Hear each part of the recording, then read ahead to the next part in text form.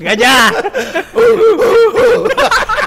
Jadi ada orang dekat Prabowo yang sempat memberikan masukan kepada Ahmad Ali supaya gak usah lah masuk Partai Gajah, Partai Mawar waktu itu. Sampai akhirnya ada dealing bahwa ketika Ahmad Ali masuk ke PSI, Ahmad Ali akan menjaga supaya PSI ini tidak mendukung atau mendorong Gibran menjadi lawannya Prabowo nanti di 2029. Jokowi memang punya peran dalam upaya membesarkan PSI, terutama soal bajak membajak.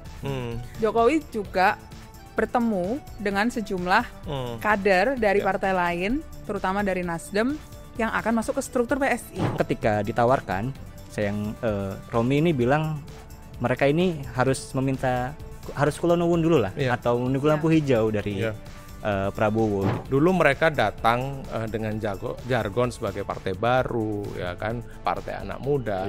Tapi faktanya apa? Ya, mereka sekarang diisi oleh politikus-politikus lama yang juga membutuhkan bohir.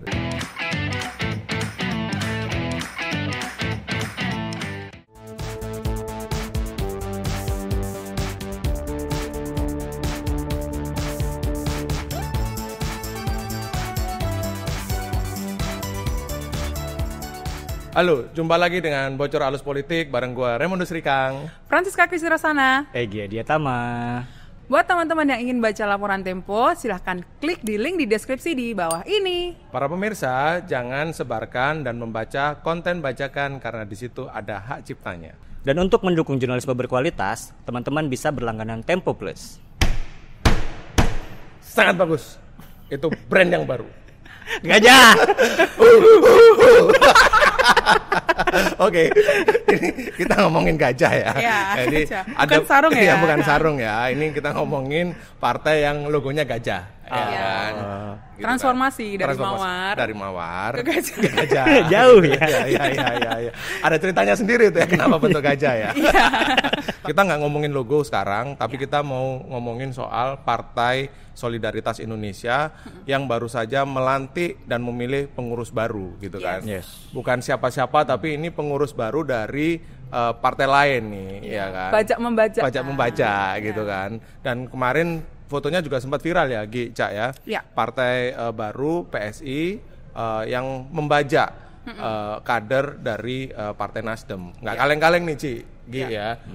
Petinggi Partai Nasdem yang pindah ke PSI sekarang gitu. Gimana tuh ceritanya? Mantan petinggi ya kan? Mantan petinggi. Karena sudah disingkirkan. Oke.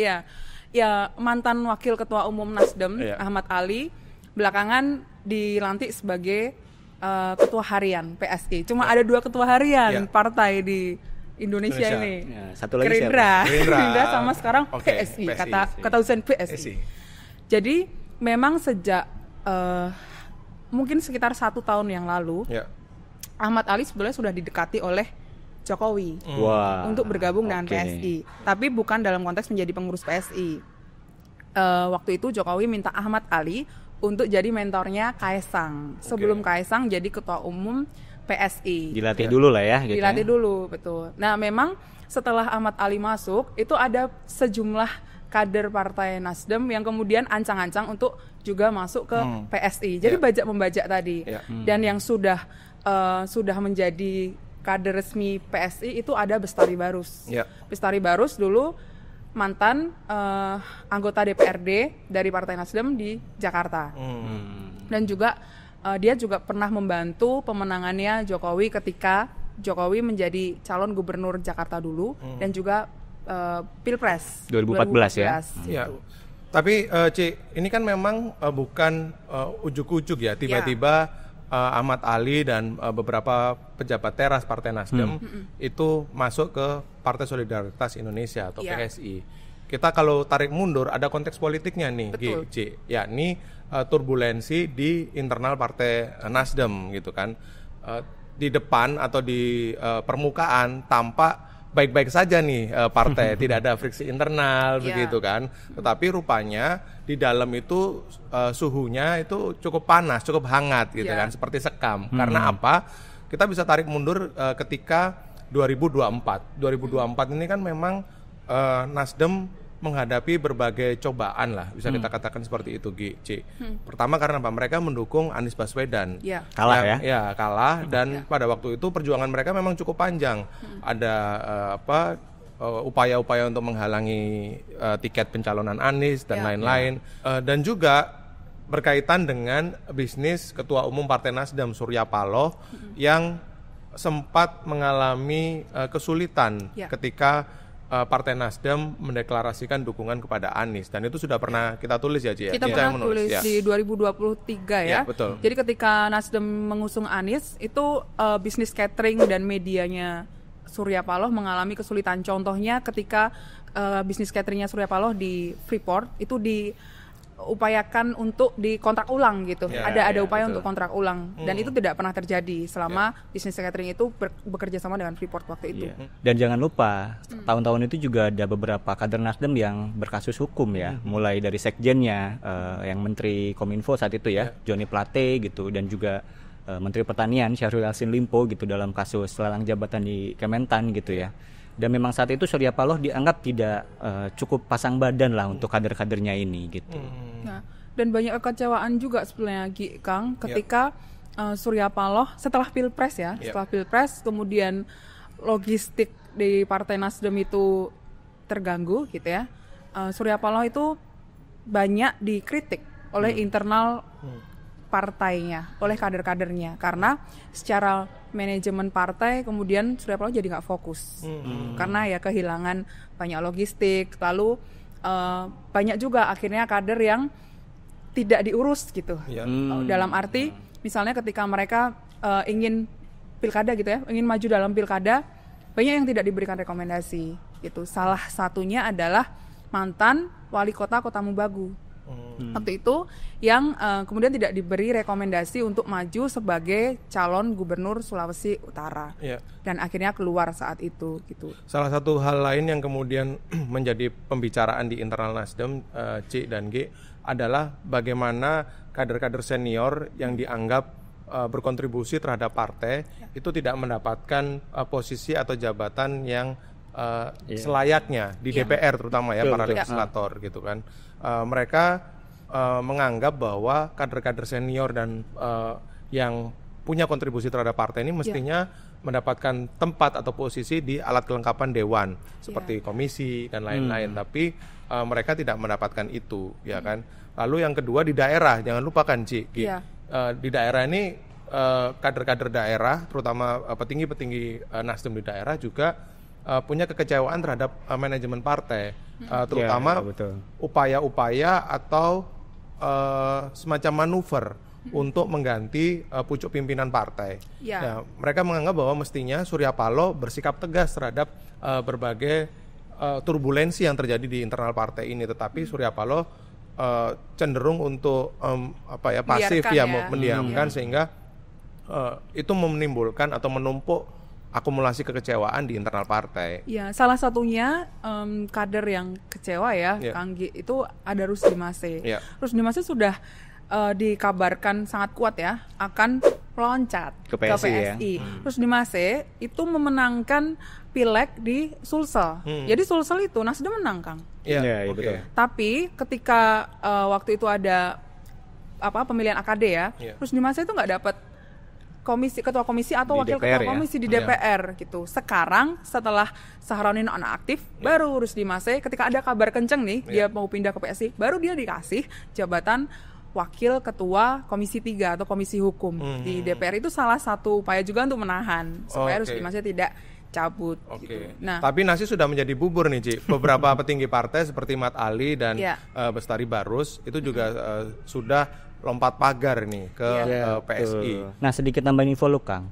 Memang gue juga dengar di daerah bahwa ada beberapa orangnya Surya Paloh gitu, orang lamanya gitu. Ada namanya Janet atau biasa dikenal di Nasdem Ibu Jess gitu ya. Oh, dari Jawa Timur ini. Jawa Timur, betul. Nah, dia juga termasuk yang kecewa lah dengan kepemimpinannya Surya Paloh belakangan gitu, soal manajemen dan lain-lain. Padahal nih orang lama yang ikut membangun Metro TV bersama Surya Paloh gitu. Tapi kemudian ya karena situasinya dianggap Surya Paloh tidak lagi tidak lagi bisa memegang Nasdem gitu ya.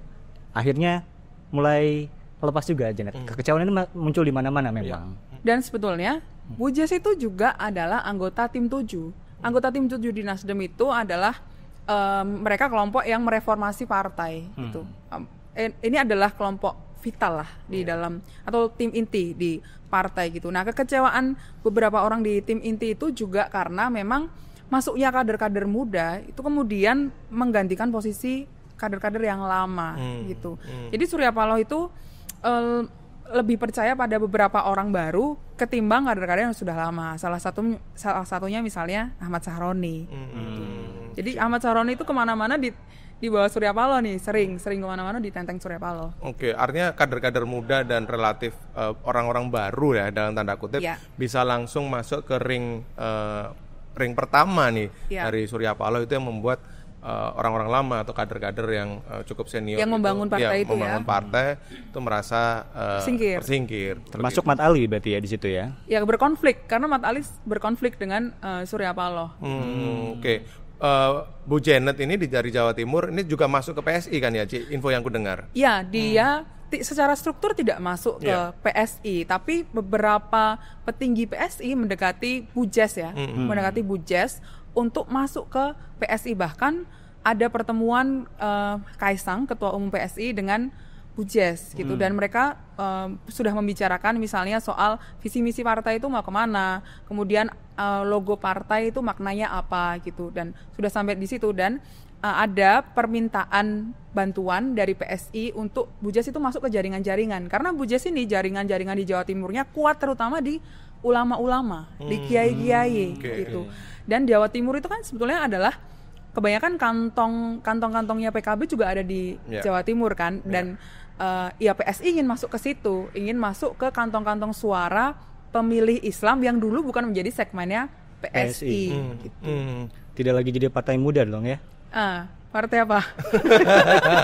Karena kan lu brandingnya partai muda ya. Iya dulu salah satunya adalah menggait anak-anak muda sebagai salah satu konstituennya gitu kan. Menarik juga tapi ya untuk melihat besok dengan kepemimpinan Ahmad Ali ini akan sebagai ketua harian ini akan kemana gitu ya. Iya, tapi ini mengingatkan kita pada periode pertamanya Jokowi dulu ketika Nasdem juga banyak mengambil kader-kader PDIP yang jadi kepala daerah.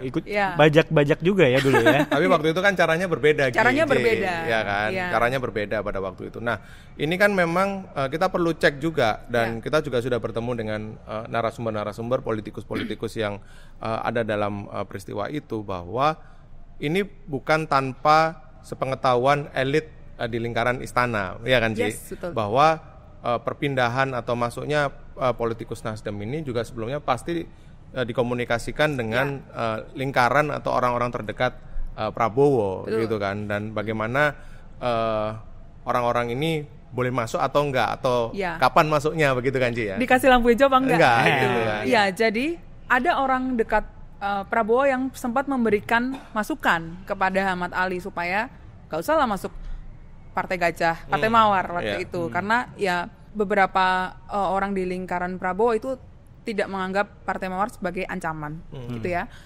Dan sampai detik terakhir menjelang Kongres PSI, lampu hijau itu belum jadi hijau, jadi merah, gitu. Masih merah gitu kan. Sampai akhirnya ada dealing bahwa ketika Ahmad Ali masuk ke PSI, Ahmad Ali akan menjaga supaya PSI ini tidak mendukung atau mendorong Gibran menjadi lawannya Prabowo nanti di 2029 atau sebagai capres gitu. Jadi kan Prabowo akan capres 2 kali, akan maju 2 kali. Dan ya Ahmad Ali serta Jokowi menjamin supaya PSI ini tidak akan mendorong Gibran untuk berhadapan-hadapan dengan Prabowo. Maka di situ Ahmad Ali mendapat lampu hijau. Iya. Tapi kita perlu memberikan konteks kepada pemirsa Bocor Halus Politik juga. Kenapa ada upaya atau mungkin menggaransi PSI tidak akan mencalonkan Gibran sebagai calon presiden di 2029. Kita pasti ingat bahwa pada 2029 presidensial threshold atau ambang batas presiden itu 0%. Ya, betul. Artinya setiap partai politik itu bisa mencalonkan kandidatnya atau memiliki calon presiden. Dengan demikian partai seperti PSI itu kan bisa mencalonkan atau mengusung calon sendiri. Mereka kan kemarin di 2024 itu mungkin sekitar 3%-an lah ya, hampir 4%, tapi memang tidak lolos ke DPR. Nah, dengan modal 3% ini tentu bisa. Nah ini karena tidak ada lagi ambang batas sehingga mereka bisa punya calon presiden sendiri atau kandidat sendiri. Ingat nggak Kang, Jokowi belakangan itu menggaransi atau bilang bahwa dia akan mendukung Prabowo dan Gibran di periode selanjutnya atau di Pilpres 2029. Itu adalah latar belakang cerita yang tadi itu latar belakang kenapa Jokowi menyampaikan itu. Jaminan. Di antaranya juga supaya PSI tidak diganggu oleh partai lain termasuk Gerindra. Oke, menarik. C, G, ini kan berarti kita juga sudah mengumpulkan ya bagaimana peran Jokowi yang sangat signifikan dalam menarik kader-kader Nasdem yang bedol desa nih ke PSI. Betul. Jadi Bro Rikang dan Bro Eyi, Jokowi memang punya peran dalam upaya membesarkan PSI, terutama soal bajak-membajak. Selain menarik Mat Ali, membujuk Mat Ali untuk masuk dalam struktur PSI, Jokowi juga bertemu dengan sejumlah kader dari partai lain, terutama dari Nasdem, yang akan masuk ke struktur PSI. Salah satunya Bestari Barus tadi. Dan ada pesan Jokowi ketika bertemu dengan kader-kader PSI yang baru ini, wajah lama tapi baru. Gitu. Salah satunya adalah membumikan PSI di kantong-kantong suara yang dulu PSI itu tidak menang. Misalnya di Sulawesi Utara, lalu di Jawa Timur, gitu ya. Salah satu upayanya untuk membumikan adalah menghapus panggilan bro sis karena dianggap tidak egaliter. Kita tahu ya bahwa penyebutan bro dan sis itu tidak familiar, terutama untuk orang-orang di luar Jakarta, gitu ya. Lu mungkin di Garut gitu. Kalau di Garut nyebutnya Akang Teteh, bukan bro sis. Bapak Aing. Bapak yang satu kalau itu. Iya. Dan salah satu PR lain yang mesti dicapai oleh kader-kader baru ini, CG, itu adalah menambah jumlah kader. Menambah jumlah kader. Salah satu evaluasi yang membuat PSI gagal lolos ke DPR pada pemilu 2024 yang lalu adalah jumlah kader yang masih sedikit dibandingkan kursi yang tersedia, ya kan. Nah, ini yang kemudian ditarget oleh Jokowi kepada kader-kader baru agar mereka bisa menarik kader-kader potensial menjadi politikus PSI dan nantinya disiapkan untuk menghadapi pemilu 2029. Makanya paling efektif atau dianggap paling efektif itu menarik kader dari partai lain, Kang. Jadi selain dari Nasdem itu ada juga dari PKB, ada dari Demokrat gitu ya, ada dari PDIP ya, dari PDIP juga. PDIP ini targetnya adalah orang-orang yang kecewa dengan partainya atau orang-orang yang masuk PDIP karena Jokowi, gitu. Jadi ada semacam analisis gitu ya. PSI membuat survei di 2 lembaga untuk melihat posisi partai itu sebetulnya seperti apa. Dan ada beberapa kantong yang memang pendukung Jokowi itu masih besar. Di Jawa Tengah itu masih ada beberapa gitu. Di Sulawesi Utara ada beberapa kader PDIP yang sudah didekati oleh Ketua DPW PSI Sulawesi Utara yang juga ex-Nasdem gitu. Dan mereka sudah ancang-ancang untuk mau meloncat. Wah, gajah loncat. Gajah loncat. Okay. Baling-baling gajah. Tapi kita mendapatkan info nggak yang bilang gajah itu solid?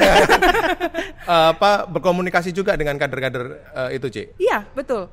Bahkan Jokowi langsung. Salah satunya mantan Menteri Pelindungan Pekerja Migran Abdul Qadir Kardik. Di reshuffle ya? Iya, sekarang masih di PKB. Gue mencoba untuk mengkonfirmasi itu ke Gus Muhaimin atau Caimin. Dan Caimin menyampaikan kalau orang-orang yang mungkin akan pindah adalah orang-orang yang tidak punya tempat lagi di PKB. Waduh, sudah kode keras itu ya. Selain Jokowi, Kaisang juga berkomunikasi sama kader-kader partai lain ini. Gimana komunikasinya itu, C? Nanti ada di majalah Tempo. Ya. Dan sebenarnya mereka juga kader-kader yang baru ini ya, yang dari Nasdem ini juga melakukan pertemuan follow up gitu. Tapi tidak di Solo, melainkan di Bali. Tapi cerita selengkapnya dan apa yang mereka bicarakan di Bali itu selengkapnya nanti bisa di majalah Tempo. Yes, betul sekali. Nah, C, G, jejak Jokowi di partai politik atau cawe-cawe Jokowi di partai politik itu tidak hanya terjadi pada Partai Solidaritas Indonesia gitu. Semasa dia menjadi presiden, ya kan, Jokowi juga diduga terlibat atau cawe-cawe di sejumlah kepengurusan partai politik, mulai dari yang besar sampai yang kecil. Makanya gitu, disebut Kingmaker. Iya, gitu kan. Misalnya di Golkar, ya kan. Kemudian di Demokrat, ya kan. Lalu yang ketiga partai yang kecil, gitu kan, adalah di P3. Gue inget Kang, 2022 itu Soeharto ya saat itu ya ketua P3 didongkel oleh Mardiono, dan memang kita juga pernah tulis saat itu ada peran Jokowi juga gitu. Karena saat itu arah dukungannya Soeharto lebih condong ke Anies Baswedan gitu untuk Pilpres 2024 ya. Ya. Dan ya kemudian dia diminta untuk mengalihkan dukungan ke calon lain gitu. Saat itu dia tidak mau, akhirnya didongkel lah gitu. Ya. Dan penggantinya adalah Mardiono yang hari ini Mardiono menghadapi konflik internal yang berujung pada dualisme partai. Iya, sampai ribut-ribut tukang kemarin lempar-lempar kursi. Gimana tuh Gi ceritanya Gi? Ya, kalau di P3 ini memang dualisme memang bukan hal baru ya, justru dari bertahun-tahun lalu dari sejadian Surya Dharma Ali dengan Romahur Muzi gitu ya. Cuman konflik terakhir P3 ini muncul karena ada kekecewaan terhadap Mardiono ya sebagai PLT Ketua Umum karena beberapa hal sebenarnya, ada mulai dari kekecewaan karena P3 gagal lolos ke Senayan gitu ya di 2024 dan juga urusan manajemen lah, agak mirip dengan Surya Paloh di Nasdem gitu ya. Agak dejavu juga ya ini ya. Betul, agak mirip-mirip urusan logistik lah pokoknya. Urusan logistik. Nah dari situ Kang muncul gerakan-gerakan yang ingin menggantikan Mardiono gitu, dan ya salah satu pentolannya memang Muhammad Romahur Muzi ya atau Gus Romi ya, mantan ketua umum versi lawannya Jan Farid saat itu 2014 gitu, mantan sekjen gitu. Dia yang kemudian mencari beberapa tokoh untuk menggantikan posisi Mardiono, dan kemarin dia cerita ya Cah ya, bahwa ketemu Romi lagi ya. Ketemu dengan Romi gitu. Dia bilang P3 ini sekarang sudah kehilangan tokoh dari internal yang cocok lah, dia bilang, untuk mengisi posisi ketua umum.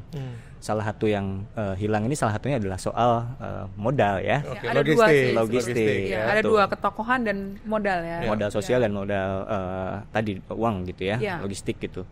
Nah, karena itu Romi kemudian bergerak mencari beberapa tokoh yang punya kriteria ini gitu. Makanya sempat beredar nama-nama seperti mantan Kepala Staf Angkatan Darat Dudung Abdul Rahman gitu. Bahkan tokoh PBNU juga, Sekjen PBNU Saifullah Yusuf atau Gus Ipul juga masuk di situ, dan jangan lupakan Menteri Pertanian Amran Sulaiman yang didukung oleh Haji Isam. Kita pernah menulis. Kita pernah menulis itu ya. Agus Suparmanto juga sudah masuk radar pada masa itu. Betul. Dan kalau kata Romi, ada kesamaan dari tokoh-tokoh ini sebenarnya Kang Ca, yaitu mereka tidak ada benturan langsung dengan Presiden Prabowo Subianto gitu ya. Itu yang menjadi salah satu syarat lain gitu ya, selain tadi modal dan juga ketokohan gitu. Karena ketika ditawarkan, Romi ini bilang mereka ini harus kulonuwun dulu lah, atau menunggu lampu hijau dari Prabowo gitu. Dan dari kebanyakan tokoh ini, kenapa akhirnya nama mereka hilang? Ya karena ternyata tidak mendapat lampu hijau gitu. Jadi kalau dari ceritanya Romi gitu, Amran ini juga sebenarnya sudah oke gitu. Tapi ketika dia meminta izin presiden lewat Haji Isam gitu ya, dia ditolak gitu, dan diminta untuk fokus mengurusi urusan pangan gitu. Akhirnya nama Amran juga hilang. Hun Dudung yang menjadi utusan khusus presiden gitu ya, diminta untuk fokus membantu presiden. Artinya Agus Suparmanto yang hari ini berkompetisi dengan Mardiono sudah mendapatkan restu dari istana ya kan. Dan gue dengar memang sudah ada pertemuan antara Agus Suparmanto dengan Prabowo. Bener nggak itu? Dan itu di mana itu, Ci? Iya, di salah satu hotel di Singapura beberapa bulan yang lalu. Juni ya, Kang. Artinya sebelum ada muktamar ini ya? Sebelum ada muktamar. Jadi Agus Suparmanto sedang bertemu dengan salah satu menteri di kabinetnya Prabowo di salah satu hotel itu. Kemudian secara kebetulan memang Prabowo sedang ada acara di hotel itu. Kemudian mereka bertemu. Agus Suparmanto dengan Prabowo ini punya hubungan bisnis lama, Kang. Betul. Dan ketemu lalu berbicara beberapa menit. Jadi konten pembicaraannya itu adalah Agus Suparmanto minta izin Prabowo untuk maju dalam kontestasi melawan Mardiono. Mardiono memang sudah mau maju saat itu. Dan waktu itu orang-orang di dekat Agus Suparmanto itu mengklaim bahwa Prabowo memberikan Lampu restu, hijau. lampu hijau untuk maju ya, gitu. Ya. Tapi dalam konteks ribut-ribut P3 hari ini, apa sih yang mereka perebutkan ya, Ciki gitu, sehingga jadi berulang gitu dualisme dan konflik di internal P3 ini. Apa menariknya P3? Sama seperti PSI, Kang. Ini bicara 2029, ambang batas presiden ini kan 0%. Yes. Jadi bagaimanapun P3 apalagi dengan latar belakang dia sebagai salah satu partai paling tua gitu ya, tentu sangat akan jadi pertarungan bebas yang akan sangat menarik kemudian untuk menarik P3 ini gitu. Kekuatannya juga masih lumayan besar gitu ya, walaupun sekarang semakin menurun gitu. Oke. Meskipun P3 tidak lolos ke DPR, tapi mereka bisa mengumpulkan hampir 4% juga ya, dalam pemilu legislatif 2024 yang lalu. Gitu. Jadi ya ini modal yang cukup menarik lah, cukup bagus bagi siapapun yang akan berlaga di 2029 nanti. Iya, gitu. dan jangan lupa P3 itu kan partai lama dan bersejarah kan. Ya. Dan sekarang posisinya ketika kita taping pada Kamis 2 Oktober 2025, Menteri Hukum mengesahkan kepengurusan P3 versi Mardiono. Ya, betul. Itu kenapa situasinya begitu? Ya itu masih menjadi polemik ya. Kalau kita melihat omongannya Menteri Koordinator Hukum Yusril Iza Mahendra gitu ya, sebenarnya dia meminta agar ada jeda waktu untuk mendalami berkas yang didaftarkan oleh kedua kubu sebenarnya. Itu 3 hari belakangan ya, 3 hari lalu gitu. Tapi aneh juga kemudian Supratman gitu ya, Menteri Hukum tiba-tiba langsung mengesahkan gitu. Padahal saat itu ketika dia mengesahkan belum ada pendaftaran SK perubahan yang didaftarkan oleh kubunya Agus Suparmanto saat itu. Dan kalau bicara kelengkapan gitu, ada satu berkas yang dipertanyakan keabsahannya gitu. Ya ini surat dari Mahkamah Partai, Kak. Ya. Itu syarat penting juga. Oke. Kenapa surat dari Mahkamah Partai itu jadi syarat yang krusial dalam mendaftarkan kepengurusan partai di Kementerian Hukum hari ini, Ki? Itu ada dalam ada dalam Permenkumham nomor 37 ya, soal tata caranya ya. Salah satu syaratnya itu memang yang diwajibkan adalah surat tidak ada sengketa di dalam internal partai dan itu yang menerbitkan adalah Mahkamah Partai gitu. Nah, gue sempat wawancara dengan ketua Mahkamah Partai P3 gitu ya, Irfan Pulungan gitu, dan dia mengklaim dia tidak pernah mengeluarkan surat itu. Loh, gitu. Lalu surat itu dari mana itu, Ki? Itu yang kemudian jadi pertanyaan dan sekarang dari kubunya Agus Suparmanto gitu ya sedang mencecar soal itu gitu. Ini kok bisa diloloskan sedangkan ada satu persyaratan yang tidak ada gitu. Dan debatable lah ya, ada atau tidak atau siapa yang mengeluarkan ini masih jadi tanda tanya besar di internal partai. Betul, walaupun kabarnya Mardiono juga sempat dan orang-orangnya ya itu bergerak gerilya ya ke beberapa anggota Mahkamah Partai untuk mendapatkan surat itu. Cuman kalau versi ketua Mahkamah Partai ada Irfan Pulungan ya sebenarnya tidak pernah ada karena harus sepengetahuan dia gitu sebagai ketua Mahkamah gitu. Partai. Itu yang menjadi pertanyaan saat ini gitu. Jadi Kang, dengan berbagai polemik yang ada di Partai Gurem ini, gimana sikap Tempo, Kang? Nah, ada beberapa hal yang mesti kita soroti ya dalam kasus atau peristiwa di Partai Solidaritas Indonesia dan juga di Partai Persatuan Pembangunan. Yang pertama, kita bisa melihat bahwa kaderisasi di partai politik ini mandek, ya kan? Sehingga partai politik membutuhkan figur-figur yang sudah lebih dulu populer atau matang di partai lain dan sekarang dibajak untuk memperkuat partainya. Padahal partai ini kan menjadi salah satu sumber menghasilkan pemimpin-pemimpin atau kader-kader yang potensial untuk menjadi pemimpin-pemimpin politik. Tapi dengan kondisi di PSI dan P3 kita bisa melihat secara terang bahwa kaderisasi di partai politik itu mandek. Kalau kaderisasinya jalan, mereka pasti punya orang-orang atau politikus yang merangkak dari bawah. Mereka menjadi pengurus di daerah, ya kan, kemudian menjadi ketua daerah, lalu kemudian naik ke level nasional. Itu pasti terjadi. Tapi yang hari ini terjadi adalah elit di partai lain tiba-tiba loncat saja begitu saja menjadi petinggi di partai yang baru, gitu ya. Terus kemudian yang kedua, kemandirian partai politik itu tidak ada sama sekali, ya. Sehingga hubungan partai politik hari ini dibangun atas dasar klientelisme. Artinya apa? Ada pertukaran sumber daya material ya kita tahu mereka yang sekarang menjadi pemimpin-pemimpin atau politikus-politikus baru di partai itu, mereka punya modal, Ya, betul. ya kan? Mereka bisa menyokong logistik. Ini dipertukarkan dengan suara yang nanti yang akan mereka raih gitu, yang akan mereka perjuangkan nanti di pemilu 2029, ya kan?